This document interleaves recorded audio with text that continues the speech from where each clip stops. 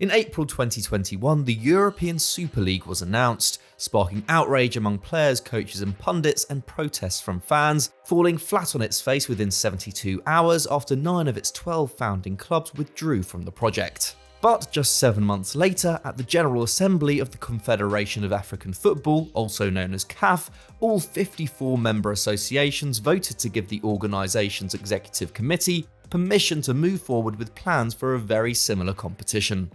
But who is behind it, how would it work, and could it actually be a good idea, or is it doomed to fail like its European cousin? On today's EFD Explained, we're going to find out. Unlike the European Super League project, which was orchestrated by the owners of the continent's biggest clubs, the idea for an African Super League initially came from outside the continent entirely, and specifically FIFA President Gianni Infantino. And it seems that it is part of a wider effort by the world governing body's head honcho to revamp the continent's footballing landscape. Infantino first mentioned the idea back in 2019 during a speech in which he also expressed a desire to raise $1 billion to build modern stadiums in each of Africa's 54 nations. Part of what he called a 3-pillar approach to strengthen African football, focusing on infrastructure, refereeing and competitions. His plan for a 20-team Pan-African league made most of the headlines. In his words, such a league could make at least $200 million in revenue, which would put it among the top 10 in the world, while he also suggested it could generate up to $3 billion over a 5-year period. Considering that the prize money for winning the CAF Champions League, the continent's biggest competition, currently stands at just $2.5 million, this is quite a claim. It was rarely mentioned again until Patrice Motsepe, the billionaire owner of South African club Mamelodi Sundowns and reportedly Africa's 11th richest man, was elected president of CAF in March 2021. Infantino had endorsed Motsepe in the build-up to the election, and his premiership is expected to see closer cooperation between the African governing body and FIFA. That same day, Barbara Gonzalez, CEO of Tanzanian club Simba SC, tweeted a photo of her and Infantino with a caption reading, "The rollout of the African Super League with 20 permanent member clubs is underway." FIFA officials were apparently unaware that Gonzalez was planning to do this, but it helped bring the plan back to the public attention. By the summer, Motsepe confirmed that talks were taking place with broadcasters over funding for the proposed competition, adding that CAF had learned from the mistakes of the European Super League. Within months, the African Super League had gone from a little talked about idea to a very real possibility. And while the European Super League was widely disregarded, establishing a similar competition in Africa arguably makes more sense. Unlike Europe, which attracts the most talented footballers from all over the world and is home to globally viewed competitions that generate eye-watering revenue, clubs and federations in Africa have long struggled for investment. With the vast majority of the continent's most talented players poached by richer European clubs and academies at an early age, the quality of football in African nations, particularly away from the powerhouses of Egypt, Morocco, Tunisia and South Africa, has suffered. This has seen many fans choose to follow the likes of Chelsea, Barcelona and Liverpool, where some of Africa's most iconic players have become legends, rather than support the best clubs in their country.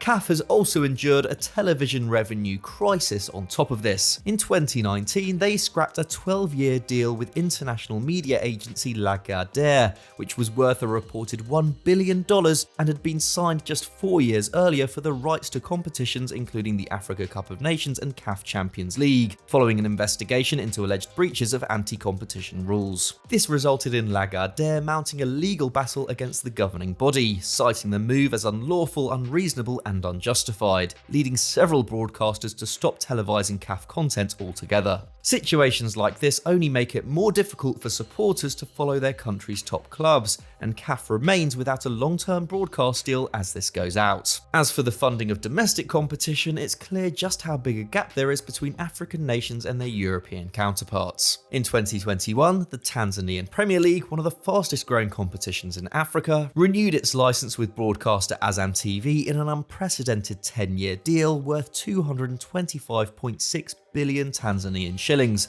equivalent to around £72 million. For context, the Dutch Eredivisie, which takes place in a country with less than a third of the population of Tanzania, generates around £67 million in television revenue in a single season.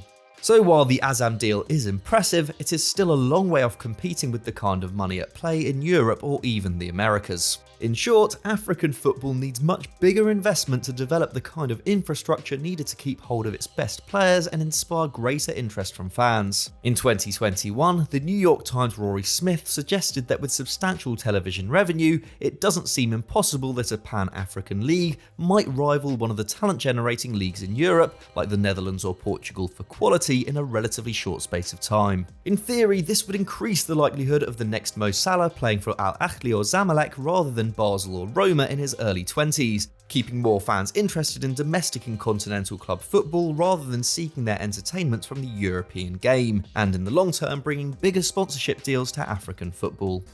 But while this is a nice idea in theory, making it happen successfully and for the right reasons is another matter. In July 2021, Patrice Motsepe said, "In Africa, whenever you initiate a competition, it must be for the benefit of everyone. We don't do things that exclude our people. We need funding and money for our member associations, for our youth, to develop African football." This was seemingly an attempt to stop fears that, like its European counterpart, an African Super League would only really benefit the rich clubs who participate in it. But the problem is that so far there has been almost no detail as to how the African Super League would operate, how the money generated from it would be distributed, or when it would even start. While there seems to be an understanding that the competition would comprise of 20 permanent teams, there are also rumours that there would be 4 additional places up for grabs through regional qualification. It's also understood that the Super League would run alongside domestic competitions, meaning the heavyweights that contest it would still participate in their domestic leagues, although what this would mean for the CAF Champions League and Confederation Cup, the equivalent of the Europa League, remains to be seen. Furthermore, hosting such a competition in the world's second largest continent would be challenging to say the least. Clubs playing in Africa's current continental tournaments already struggle with the extensive travel, with Algerian journalist Maher Mazahi telling Forbes in 2020 that CAF Champions League preliminary round fixtures can cost clubs up to $50,000 in airfares alone,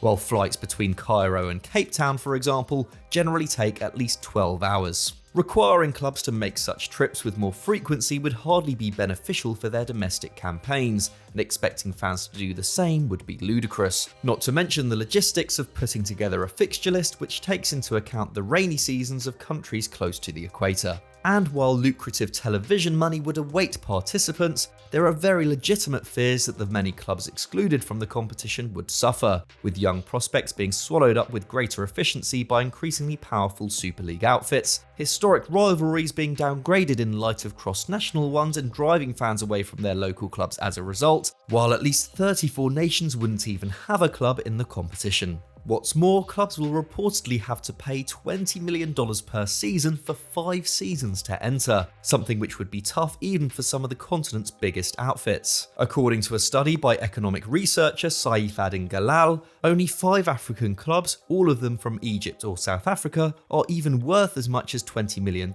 as of the 2021-22 season. In the words of African football expert Gary Al Smith, the very unique challenges in Africa makes the Super League idea an insane one.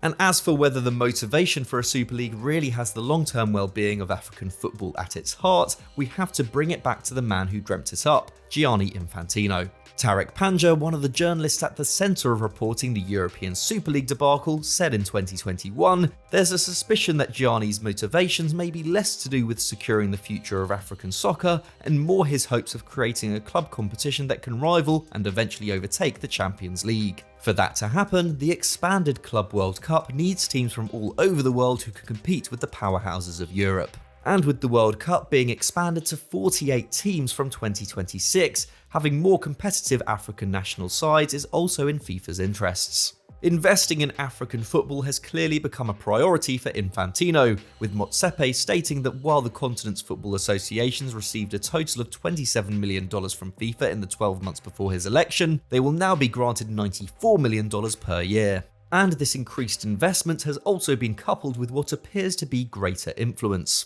In March 2021, shortly after the Infantino-backed Motsepe was elected CAF president, Veron Mosengo Omba, who had studied law with the FIFA president at university, left his post at FIFA to become the general secretary at CAF. And as well as voting in favour of the African Super League at the last General Assembly, the 54 CAF member associations also voted unanimously in support of a biennial World Cup, an initiative which has been enthusiastically pushed by Infantino and Arsene Wenger over the last 12 months, but has been met with opposition by UEFA and CONMEBOL. Making it work for Africa, which already has the AFCON every 2 years and would have even more fixture congestion with a Super League, would arguably be even more problematic than for Europe and South America. By December, Infantino was also recommending the AFCON be moved to the autumn, and has previously suggested it should be hosted every 4 years instead. So while a Super League promises a level of wealth and viewership never seen before in African football, it also presents the kind of problems that saw its European equivalent greeted with such anger. If such a project destroys decades of tradition, is unworkable for fans and leaves the vast majority of clubs in a more perilous state in the long term, then is it really worth it? Without a more detailed plan as to what the African Super League would actually look like, it's difficult to draw any hard conclusions right now. But it has so far done little to reassure fans who see power and greed as increasingly large forces in the beautiful game.